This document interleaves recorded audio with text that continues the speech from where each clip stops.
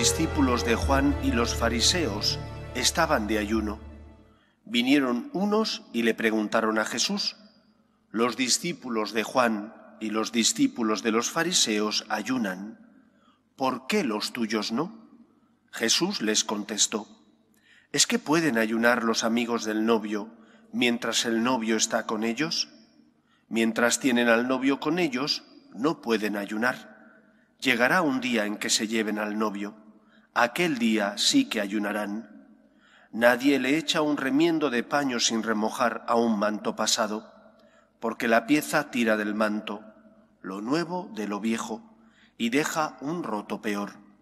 Nadie echa vino nuevo en odres viejos, porque revienta los odres y se pierde el vino y los odres. A vino nuevo, odres nuevos. Palabra del Señor. Gloria a ti, Señor Jesús. Dicen las Escrituras que cuando Jesús inicia su vida pública, el pueblo estaba en expectación, porque deseaban la llegada del Mesías. No todos tenían la misma concepción del Mesías. Unos buscaban un libertador político, ellos vivían bajo el yugo del Imperio Romano y deseaban, por tanto, liberarse de ese yugo.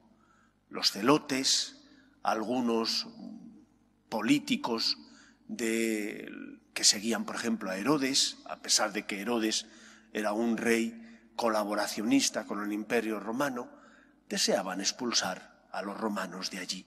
El Mesías que ellos esperaban era un Mesías político. Otros, la mayor parte del pueblo, esperaba, sin embargo, un Mesías espiritual, un libertador que, según las Escrituras, liberaría al pueblo de la opresión del pecado. Unos y otros estaban a la expectativa. Cuando Jesús llega, Él tiene que hacer obras, decir palabras que den fe de que Él es el Mesías, de que Él es el ungido del Señor y, por lo tanto, el Salvador.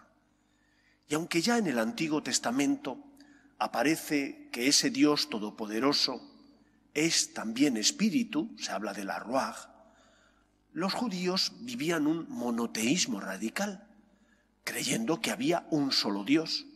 Y eso de un solo Dios, pero tres personas divinas, Dios Padre, Dios Hijo y Dios Espíritu Santo, era algo que para ellos era inconcebible. Cristo tiene que abrirse paso, por una parte mostrando que es el Mesías, por otra parte manifestando que ya en el Antiguo Testamento aparece de forma velada, pero aparece que ese Dios es un único Señor, pero que sin embargo no vive en soledad, sino que ese Dios, que es el único Señor, vive en comunidad, puesto que es Padre, es Hijo y es Espíritu Santo. Aquello al pueblo de Israel le costó mucho aceptarlo, porque chocaba radicalmente con su concepción del monoteísmo. Y por eso Cristo, cuando le preguntan por qué tus discípulos no ayunan, Él dice: ¿es que pueden los discípulos cuando están con el novio ayunar? Él es el novio, Él es el Hijo de Dios, Él es el enviado de Dios, aquel que ha venido para que se cumplan las Escrituras, y por lo tanto todo debe girar en torno a Él. Las normas, que eran buenas puesto que llevaban al Señor, ahora se centran en Cristo.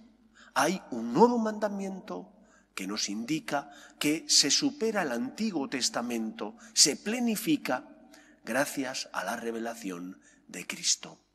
Por eso conviene que nosotros busquemos estar con el novio, que para nosotros sea lo más importante estar en gracia. Eso es buscar estar con el novio, estar con Dios. Y estamos con Dios cuando vamos a trabajar, si hacemos las cosas por amor a Dios.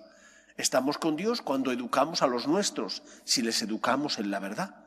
Estamos con Dios cuando hacemos una obra de caridad y vemos a Cristo presente en el pobre y en el necesitado.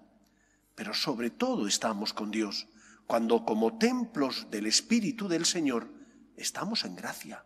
Luchamos contra el pecado, contra las tentaciones, y si hemos caído en un pecado grave, nos acercamos al Señor para que perdone nuestras faltas.